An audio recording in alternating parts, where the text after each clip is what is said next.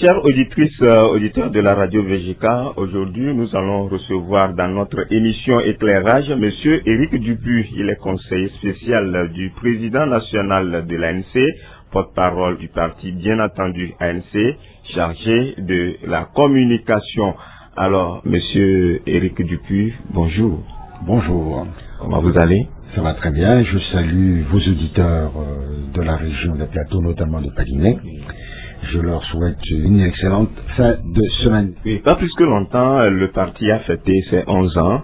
D'abord, dites-nous dans quelle ambiance vous avez commémoré. Est-ce qu'il y a une particularité au cours de cette célébration? Bien sûr, il y a une particularité cette année parce que nous avons mis cette commémoration sous le signe du souvenir.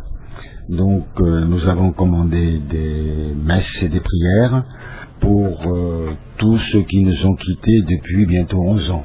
Les militants, sympathisants de l'ANC qui nous ont quittés, on a une pensée pour eux. Malheureusement, à cause de la Covid-19, nous n'avons pas pu aller massivement prier, mais nous avons demandé les messes et nous avons demandé à tout un chacun de prier pour la mémoire de ces militants, de ces sympathisants qui ont perdu la vie. Il y a eu une réunion de la jeunesse au siège du parti à laquelle a participé le président national Jean-Pierre Fabre et les maires, les élus locaux. Donc c'était une petite commémoration. C'est tout ce que nous avons organisé cette année. Alors nous allons vous souhaiter bon parcours puisque 11 ans, c'est pas facile. On sait aussi qu'on a du chemin à faire. Alors nous allons parler des élections régionales avec la présence de l'ANC ou non. Aujourd'hui, vous allez nous situer si réellement ANC sera de la partie. Oh, c'est un peu trop tôt. Un peu trop tôt. Vous savez, un parti politique normalement constitué travaille en permanence pour les échéances électorales. Nous sommes donc actuellement en train de travailler beaucoup pour mettre en ordre de bataille nos structures, sous-sections, sections, fédérations, puis au sein du bureau national, les diverses commissions qui s'occupent de l'organisation des élections. Et ça, c'est le pain quotidien de l'ANC, d'un parti politique. Vous savez, il y a plusieurs échéances électorales en vue. Il y a les régionales, il y a les législatives, il y a la présidentielle, ainsi de suite. Donc, peut-être pas tout de suite, mais il y a aussi le sénatorial. Donc, tout ça, là, ça fait que l'ANC est toujours en train de préparer. Mais cela ne veut pas dire que l'ANC ne prendra pas à telle ou telle élection, puisque nous continuons à demander que le cadre électoral soit réformé, soit amélioré, pour qu'il y ait pour une fois dans l'histoire de notre pays un minimum d'équité, de transparence dans les consultations électorales. Voilà, raison pour laquelle nous avions quitté la concertation nationale des acteurs politiques, la CNAP. Alors, comme vous avez lâché, n'est-ce pas, le sujet, on va maintenant parler de la concertation nationale des acteurs politiques organisée par le gouvernement. Deux de vos conférences de presse, vous l'avez aussi souligné, vous avez donné les raisons. On va encore rafraîchir la mémoire. Pourquoi ANC a quitté la table? Il y a en tout 3 conférences de presse. D'abord, au mois de juin, nous avions écrit au ministre de l'administration territoriale qui présidait plus ou moins la CNAP pour lui dire que nous n'étions pas satisfaits de la tournure que prenaient les discussions. Nous avons demandé à le rencontrer, M. Fabre l'a rencontré, et à l'issue des discussions, nous avons constaté que on ne prend pas en considération nos inquiétudes qui sont les réformes du cadre électoral. Et une autre fois, nous avons adressé un courrier au ministre en lui disant que si rien n'est fait, nous n'allons pas nous associer aux décisions qui seraient prises à l'issue de cette concertation. Mais pendant tout ce temps-là, nous avons suspendu nos participations. Contrairement à ce que le ministre a annoncé en disant qu'on a quitté la veille, ça faisait bientôt 2 mois et demi, 3 mois qu'on leur disait non, ça ne va pas, nous allons partir. Puis nous avons quitté et nous avons fait une conférence de presse pour l'annoncer. Nos inquiétudes sont essentiellement liées à la transparence des élections. Vous savez, il n'y a jamais eu d'élection transparente dans ce pays. Depuis l'assassinat du père de l'indépendance, je veux dire Sylvanus Olympio, il n'y a jamais eu d'alternance politique dans ce pays. Après Sylvanus, il y a eu le président Nicolas Grunitzky, mais après la chute de Nicolas Grunitzky en 1967, il n'y a plus eu d'élection, il n'y a même plus eu d'alternance politique jusqu'à aujourd'hui. Et après 36 ans du père, actuellement nous sommes sous l'autorité de son fils. Nous disons que cela suffit et que la crise qui mine notre pays depuis des années est essentiellement liée à ce problème de la confiscation du pouvoir. Ils n'ont pas voulu nous écouter, nous avons quitté. Qu'est-ce que nous demandons? Nous demandons des choses simples. Réforme du cadre électoral et plus précisément, vous savez, ils disent qu'ils font un recensement biométrique. Oui. Le recensement biométrique est pratiqué au Togo depuis 2007. Vous savez, si vous prenez votre carte d'électeur de 2007, il y a l'empreinte digitale, il y a votre photo. Ce sont les éléments de base d'un enrôlement biométrique. Mais il n'y a aucun moyen pour contrôler cela. Quelqu'un dans le bureau de vote qui prend votre carte verra votre photo, votre signature, mais ne saura pas biométriquement si c'est vous. Or aujourd'hui, un peu partout dans le monde, que ce soit au Ghana, que ce soit au Bénin, que ce soit au Burkina Faso, que ce soit au Niger, ainsi que sur le Nigeria, il y a un contrôle biométrique. C'est-à-dire que la personne qui est porteuse de la carte d'électeur présente sa carte et cette carte-là, on la met sur un petit appareil comme le smartphone et immédiatement, votre empreinte digitale est vérifiée. On sait que c'est bien vous qui êtes le porteur de cette carte. Vous pouvez donc voter. On nous dit que non, que ça coûte trop cher. Est-ce que la démocratie a un prix? Si ça doit contribuer à la transparence, pourquoi ne le faisons-nous pas? On refuse. Nous nous sommes battus pendant des semaines pour que le bulletin de vote soit authentifié, non seulement par les hologrammes, mais surtout par des signatures de 2 membres tirés au sort sur les bulletins de vote pour qu'on puisse vérifier si ces bulletins de vote proviennent effectivement du bureau de vote. On refuse après de longues discussions, on accepte le principe, mais cette fois-ci, de doubler la mise.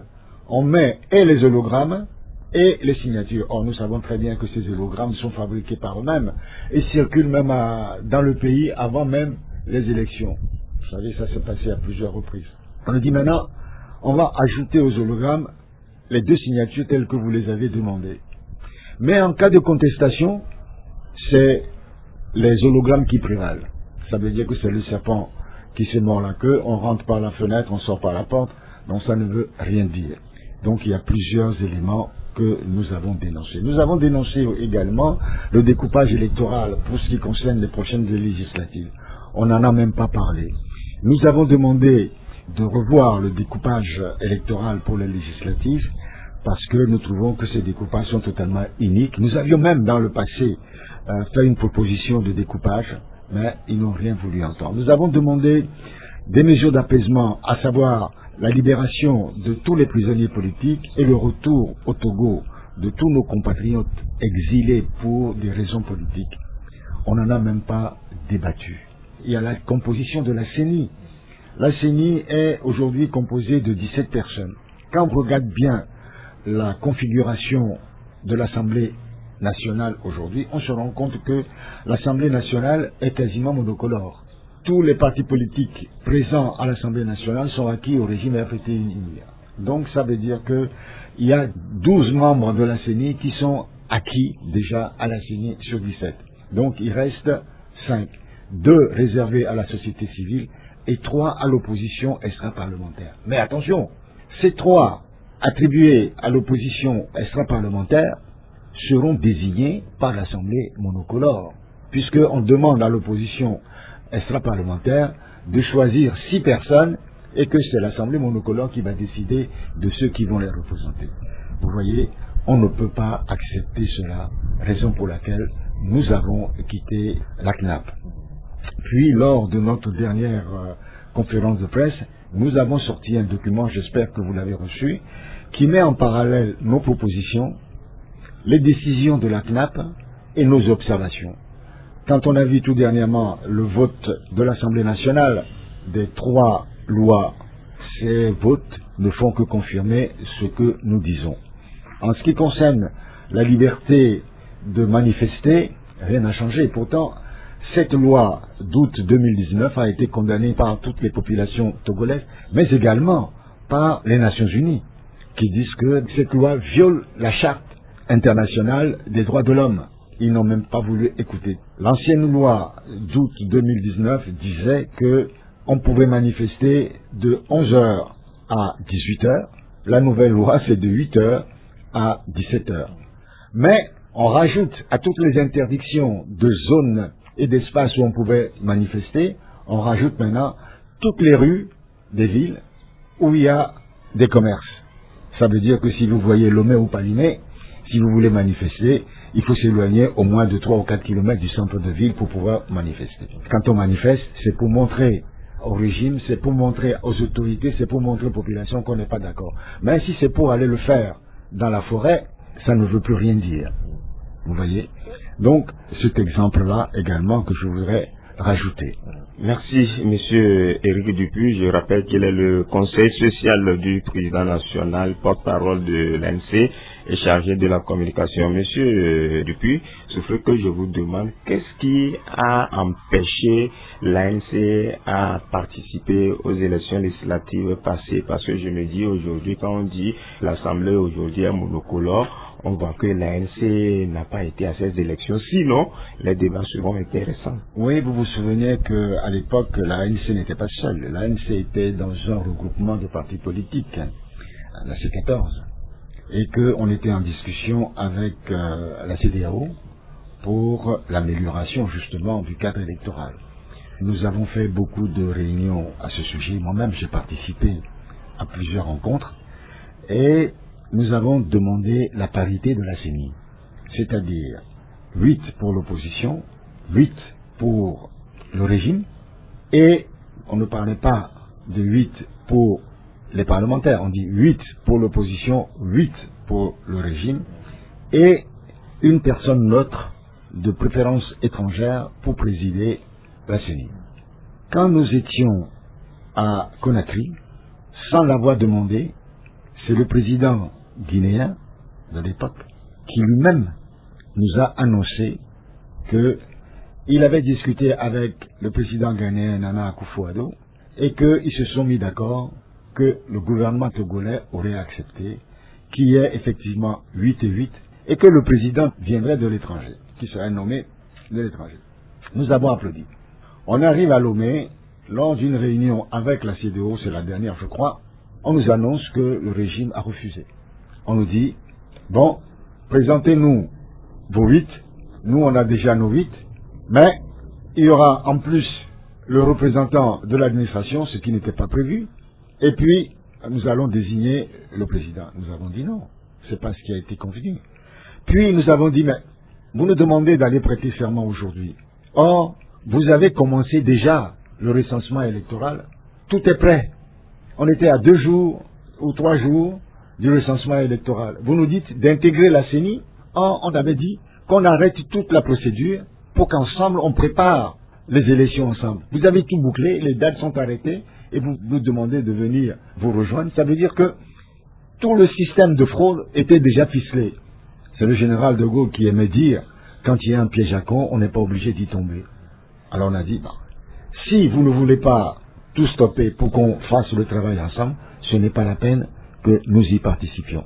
C'est ainsi qu'on a demandé à nos populations de ne pas aller s'inscrire. Et quand on demande aux populations de ne pas aller s'inscrire, la conséquence directe, c'est de ne pas aller voter. Parce que vous ne pouvez pas aller demander aux populations de ne pas aller s'inscrire et en même temps leur demander d'aller voter. Ça n'a pas de sens. Oui, une question pour vous titiller, c'est de vous demander aujourd'hui la Guinée avec Alpha Condé qui est parti, mais on savait que Alpha Condé était le sapeur-pompier de notre crise. Quelle lecture vous nous donnez aujourd'hui? Vous ne me titillez pas du tout, moi j'ai mon franc-parler. Nous savions au sein de la C14 en ce moment-là que l'intrusion dans les discussions de la CEDEAO allait nous créer de gros problèmes. Nous étions en discussion déjà avec le Ghana. Moi, j'ai représenté la C14 lors des réunions préparatoires des discussions. Et on a travaillé pendant 1 semaine pour préparer les discussions avec les Ghanéens. Tout était bien ficelé. Mais dès que on nous a annoncé qu'il y aurait le président ivoirien et le président guinéen, on a tout de suite compris que les discussions étaient déjà plombées d'avance. Et d'ailleurs, les Ghanéens l'ont regretté très amèrement, et ils n'ont pas caché de le dire. Nous avons dénoncé cela, mais bon, nous avons voulu faire avec, puisqu'on était assez avancé dans les discussions. Vous savez, quand ces deux-là sont intervenus dans les débats, tout ce qui était prévu lors des réunions préparatoires a été mis de côté. Et il fallait aller très très vite, nous chevaucher, arrêter les manifestations, ne plus parler de manifestations, ainsi de suite. Donc, à partir de ce moment, on savait très bien qu'on n'allait plus aboutir. Raison pour laquelle nous n'avons pas pris part aux législatives et nous ne le regrettons pas. Maintenant, quel espoir vous donnez à la population togolaise, pour ne pas vous demander quelle stratégie vous aurez forcément coûte et coûte qui est alternance? Est-ce qu'aujourd'hui on doit compter sur l'ANC? Est-ce que l'ANC met le bouchée double pour qu'il y ait alternance? L'ANC travaille toujours pour qu'il y ait l'alternance. C'est l'un des objectifs premiers de la création de l'ANC, l'Alliance nationale pour le changement. Comme le dit notre nom, nous nous battons pour le changement dans ce pays. Et nous avons une confiance du soutien du peuple togolais. Ce n'est pas parce que tout dernièrement, lors de la présidentielle, des menteurs, des gens qui ont fait des montages grossiers pour discréditer le candidat Jean-Pierre Favre, pour le salir et autres, qui ont fait que nous allons baisser les bras. Non, nous continuons la lutte et nous savons très bien que nos populations, celles qui s'étaient un peu égarées, peut-être, en votant pour ce regroupement, vont revenir progressivement au bercail. Nous n'avons jamais eu de double langage, nous n'avons jamais menti aux populations. Vous savez, je n'aime pas revenir là-dessus, mais il faut le dire, il faut que les populations des plateaux le savent également, parce que Monseigneur Poujou est issu des plateaux. Il a beaucoup fait pour détruire l'opposition togolaise. Il s'est ingénié à détruire des dizaines d'années de travail, de dur labeur, et il a failli réussir. Si il n'avait pas été en face d'une personne aussi déterminée que Jean-Pierre Fabre, peut-être qu'aujourd'hui, il n'y aurait plus de parti politique de l'opposition au Togo. Je vais vous raconter une petite histoire. Un jour, c'était en 2010, je crois, on voulait faire une manifestation et à l'époque, le ministre de l'administration territoriale était M. Pascal Bodjena. Et il voulait nous empêcher et on a discuté longuement. Il y avait d'ailleurs feu André Johnson.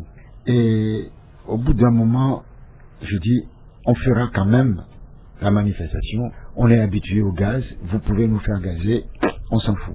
Puis à la fin, il me dit, grand frère, Jean-Pierre Fabre, c'est pas un ami à moi, c'est pas mon ami. Mais un jour, le peuple togolais saura que sans lui, il n'y aurait plus d'opposition au Togo aujourd'hui. Avec la signature qu'on a eue avec le vieux, il n'y avait plus aucune chance d'avoir une opposition au Togo. Donc on se retrouve dans la même situation aujourd'hui. Et cette fois-ci, c'est Brigitte Anguimagbo et Kodro, tous les deux, qui ont voulu détruire tant d'années de travail des Togolaises et des Togolais pour approcher, pour mettre en difficulté le régime. Et on a mis en difficulté le régime. Et aujourd'hui, qu'est-ce qui se passe? Rien. Plus aucun parti de l'opposition ne bouge le petit doigt. On a arrêté au régiment, président d'un parti politique. Vous avez vu une manifestation dans les rues? Non. Et pourtant, quand on avait arrêté Pascal Bodjena, l'ANC a organisé des manifestations pour protester. Quand on avait arrêté Nyasibé Pacha, l'ANC a protesté, ainsi de suite. Aujourd'hui, rien. Ça, si on a atteint ce niveau de lassitude, de désintérêt de l'affaire politique par les populations togolaises, il faudra remercier Mme Adjamagbo Johnson et Monseigneur Poujou. Je comprends combien de fois cette histoire, ce sujet est très difficile pour l'ANC, et puisqu'on en a parlé lors de la deuxième conférence de presse, on se dit l'ANC doit changer de stratégie. C'est là où je voudrais vous demander comment faire pour oublier ce passé et relancer la démocratie. Oh ben, nous avons oublié le passé. Nous sommes déjà en train de travailler. Mais vous savez, l'oubli ne veut pas dire effacer. Moi j'ai oublié, je n'ai pas de haine. Je n'ai pas de haine. Mais il y a encore des gens, des Togolaises et des Togolais, qui ne sont pas encore informés, qui n'ont pas encore compris. Donc, en histoire, dans l'enseignement comme en politique, la répétition permet de rappeler la réalité aux gens. Vous savez, il faut régulièrement rafraîchir la mémoire aux gens, parce qu'il y a encore des Togolaises et des Togolais qui croient ce qu'on leur raconte sur les réseaux sociaux. Que telle personne aurait gagné, on lui aurait volé sa victoire, et pourquoi l'ANC? Ils continuent à le raconter. Donc il est de notre devoir d'expliquer sans passion aux populations ce que nous pensons et quelle est la vérité. Moi, c'est le seul objectif de ce que je dis. Expliquer aux populations la réalité des choses. Et si je posais cette question de stratégie de relancer la démocratie, c'est que, pas plus que longtemps, on en a aussi écouté ce que le président national du MRC a encore dit sur Jean-Pierre Fabre. Je ne sais pas si c'est à tort ou à raison. Oh, c'est à tort. Vous savez, on dit souvent que c'est au fruit mûr qu'on jette des pierres pour que ça tombe. Hein. Donc, c'est parce que c'est un homme qui représente la lutte que nous menons. La dernière fois, je passais sur un véhicule, c'est marqué « Les jaloux vont maigrir ». Je n'ai pas compris le sens de cela, mais cela m'a fait sourire. Vous savez, Jean-Pierre Fabre n'est pas Jésus. Il ne peut pas porter tous les fardeaux et toutes les erreurs du peuple togolais. Jean-Pierre Fabre n'est pas, je ne sais pas comment dire, l'homme qui va supporter tous nos échecs. Et c'est un père de famille, c'est un homme honorable, c'est un homme qui a une haute idée de la lutte politique. Et sa lutte politique ne date pas d'aujourd'hui. Ses parents, ses grands-parents se sont battus pour ce pays. Le père de sa mère était l'un des plus proches collaborateurs de Silanus Olympio, M. Franklin, appelé Pian Pian. Et il a été élevé essentiellement dans l'esprit abloudou. Donc, ce que les jaloux racontent, je sais que ça fait mal quand on touche à sa mère, quand on raconte des insanités sur nos mamans, ça nous fait très très mal. Vous faites allusion à cette dernière sortie, je ne voudrais même pas, non, c'est trop dégoûtant pour que je puisse répondre à cela. Et d'ailleurs, cette personne n'est pas à sa première sortie, comment dire, du niveau, des caniveaux. Hein. Mais il y a une chose qui a arrêté mon attention dans ses propos haineux, dans ses propos scabreux, dans ses propos, je ne sais même pas comment le qualifier. Il y a une chose qui a retenu mon attention et je suis surpris de voir que ni la justice togolaise, ni le ministre de l'administration territoriale n'ait réagi. Dans la charte des partis politiques, il est écrit ceci. Permettez que je puisse vous en donner lecture. Il est écrit dans l'article 26 de la charte des partis politiques, et il faut que la loi soit applicable pour tout le monde. L'article 26 dit ceci. Sera puni conformément aux lois en vigueur tout dirigeant de parti politique qui, par ses déclarations publiques, écrit ou démarche, incite à la violence, au tribalisme, au régionalisme, au racisme, à la xénophobie ou à l'intolérance religieuse. À défaut de dispositions pénales réprimant de tels faits, le dirigeant sera puni des peines prévues par l'article 25 de la charte des partis politiques. Donc, que dit l'article 25? Quiconque dirige ou administre un parti politique en violation des dispositions de la présente charte encourt une peine de 3 à 12 mois d'emprisonnement, une amende de 100 000 à 500 000 ou d'une de ces deux peines seulement. Voilà. Donc, quand on entend un chef de parti, vous avez dit que c'est un chef de parti, dire qui est Jean-Pierre Fabre, il est qui pour pouvoir prétendre être président dans ce pays? Il est kabien ou il est togolais? Donc, si je comprends bien, quand on n'est pas kabien, on n'est pas togolais. Quand on n'est pas kabien, on ne peut pas avoir de l'ambition pour ce pays. Je pense que tous les Togolais doivent réfléchir à cela. Et j'invite M. Boukessi, ministre de l'administration territoriale, puisque c'est lui qui s'occupe des partis politiques au Togo, j'invite le procureur de la République à s'autosaisir pour que de telles histoires ne sortent plus de la bouche d'un responsable politique. C'est totalement inadmissible tous les Togolais doivent être capables de porter plainte contre cette personne juste pour cette phrase, qui est totalement inadmissible pour notre République. Je pense que vous-même, vous allez aussi le faire contre M. Abbas Kabwa, président national du MRC. Moi, je ne sais pas ce que le parti va faire. Le parti n'a pas encore discuté de ça. Vous savez, moi, je prends ça de très loin. Hein. Mais je comprends que le président national, des camarades, ont été blessés dans leur amour propre. Il appartient au président national, il appartient d'abord à cette personne salie de voir quelle réponse donner, et ensuite le parti prendra sa décision. Oui. Aussi, au vu de tout ce qui précède, je me demande, en tant que citoyen lambda, est-ce que l'ANC va vouloir encore travailler, rentrer dans une coalition, rentrer dans un regroupement avec d'autres partis politiques de l'opposition?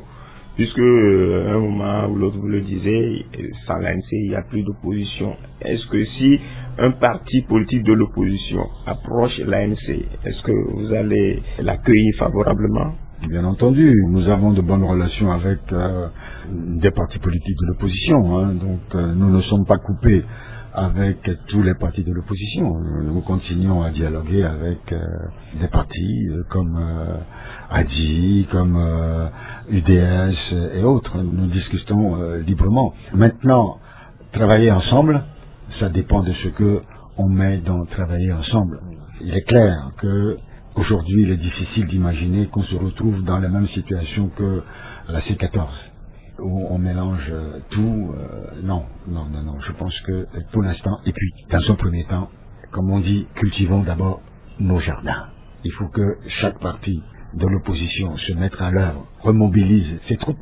C'est quand on aura repris le terrain que ceux qui sont présents sur le terrain, on peut envisager d'œuvrer ensemble, peut-être région par région, et ainsi de suite. On peut imaginer beaucoup de choses. Vous avez tout à l'heure parlé de changer de stratégie. Oui, nous allons changer de stratégie quant à nos futures relations avec d'autres partis politiques. Voilà, Monsieur Éric Dupuy, autre question qui nous intéresse dans notre entrevue, c'est aussi les questions de la vie chère, les questions du chômage au niveau de la société Mechamina. Tout ce qui se passe aujourd'hui, comment les Togolais crient la vie chère? L'ANC est sensible à ces cris des Togolais? Bien entendu. Vous parlez de Mechamina. Ce qui s'est passé dans cette entreprise est totalement inacceptable. Totalement inacceptable. Et ce que je trouve dramatique, c'est que le ministre du Travail n'a même pas daigné intervenir. On renvoie pratiquement tous les membres d'une entreprise pour des raisons syndicales. Un syndicat qui proteste, on se permet de renvoyer tout le monde et le gouvernement ne dit rien. Puis après, on fait signer une lettre totalement déshumanisante aux salariés et le gouvernement ne dit rien. Je ne le comprends pas. On a l'impression que le gouvernement a peut-être des intérêts dans cette entreprise, qu'il est coincé dans ses possibilités d'agir, dans la protection de ses concitoyens, et ceci est très grave. Maintenant, quant à la cherté de la vie, nous l'avons dénoncé à maintes reprises. Nous sommes dans un pays où le salaire minimum est toujours à 35 000 francs, et ceci depuis plus de 15 ans que nous sommes à 35 000. Mais nous savons qu'avec 35 000, on ne peut pas vivre. Moi, je vais au marché. Je fais mes courses moi-même. Vous allez au marché. Vous achetez du Doevi pour 500 francs, ça ne vous remplit pas un petit panier comme ça. Mais on se demande comment les gens font pour vivre. Vous savez, souvent, je cite un exemple, quelqu'un qui gagnerait 70 000 francs par mois. C'est pas beaucoup. 70 000 francs par mois, je parle de Lomé. Excusez-moi, mesdames et messieurs les auditeurs des plateaux, je prends Lomé. Cette personne va prendre Zénidjan pour aller au travail et revenir. Je considère que il va le matin, il revient le soir. Sur une base de 500 francs pour la journée, c'est impossible. Hein. 250 francs aller, 250 francs retour, ça fait 500 francs. 500 francs pendant un mois, à raison de un aller-retour par jour, ça fait 15 000 francs. Ça fait 15 000. À ces 15 000 francs, vous ajoutez son loyer, 25 000.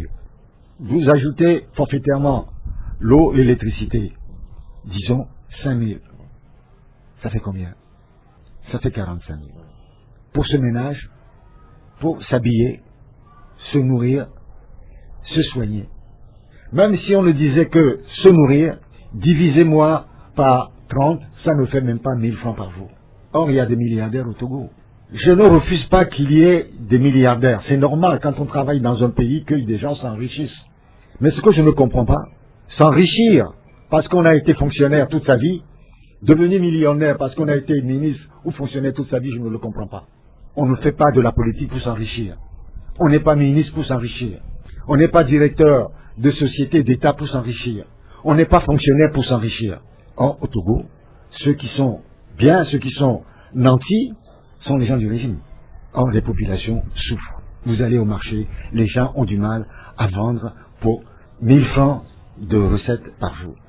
Nos amis des plateaux qui nous envoient des fruits et légumes, avocats, oranges, ainsi de suite, igname, ceux qui font l'aller-retour, on négocie les prix, on baisse le prix, c'est lui dit que le cultivateur n'arrive même plus à avoir le minimum, le fruit de son travail.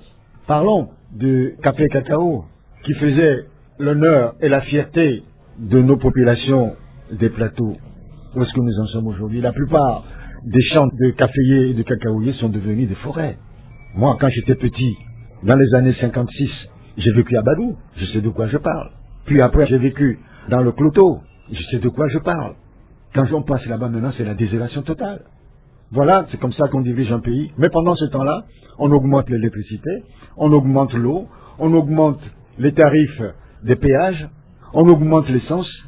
Le chômage est endémique au Togo. Le nombre de jeunes qui font les émigrants parce qu'ils n'ont pas autre chose à faire est énorme. Des enseignants ont du mal à vivre.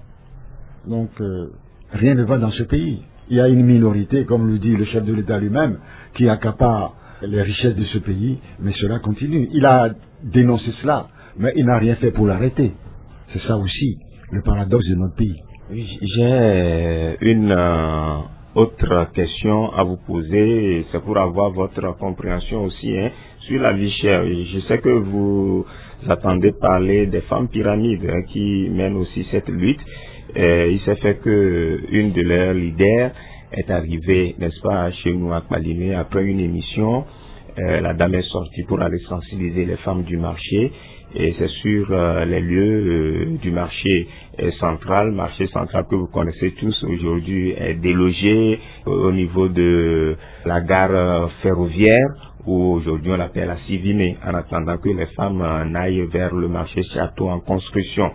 Et c'est le préfet qui était derrière la dame pour l'interpeller et l'amener au commissariat. Qu'est-ce que vous en dites? Je condamne cette arrestation parce que ça aussi c'est la violation des droits de l'homme. Quand on arrête quelqu'un pour avoir usé de son droit de citoyen, je trouve que c'est criminel. On interdit aux populations de manifester, on interdit aux populations de se réunir, on interdit aux populations de s'exprimer. Je vais vous dire la vérité, je ne sais même pas ce qu'il y a derrière ce regroupement des femmes. Je ne le sais pas. Et je vais vous dire, l'ANC ne s'est jamais réunie pour en parler, ni au comité politique, ni au bureau national. Pourtant, j'ai lu sur les réseaux sociaux que je suis l'un des bailleurs de fonds de cette association que je ne connais ni d'Ève ni d'Adam. Je ne sais même pas ce que c'est. Je ne connais même pas ceux qui sont à l'origine de ce truc-là. Vous savez, on raconte tellement d'histoires dans ce pays et que parfois on se demande si on est tombé sur la tête. On m'accuse, on me dit voilà, Dupuis et sa femme financent.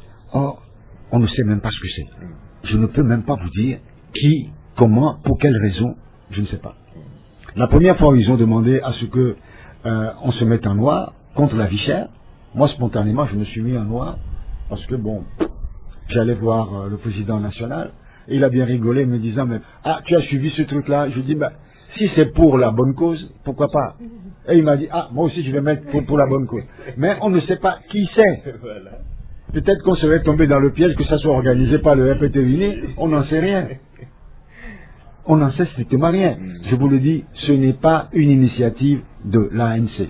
Cela ne veut pas dire que dedans, il y a peut-être des sympathisantes ou des militants de l'ANC qui se sont investis dedans. Mais le parti en tant que tel, non. Non et non. Non et non. On n'a jamais abordé cela au comité politique. On n'a jamais abordé cela au bureau national. Moi, en tant que président fédéral de Golfe 2, on n'a jamais abordé cela dans nos réunions. La question ne m'a jamais été posée. Et d'ailleurs, je vais vous dire une chose. J'ai fait depuis plusieurs émissions radiophoniques, j'ai accordé plusieurs interviews. Vous êtes le seul à m'avoir posé cette question-là. Voilà. Donc ça veut dire que cela n'intéresse pas beaucoup de gens. Alors, pour clore cette émission, nous allons faire un détour, n'est-ce pas, en langue vernaculaire. On va vous soumettre à cet exercice. J'espère que vous allez réussir.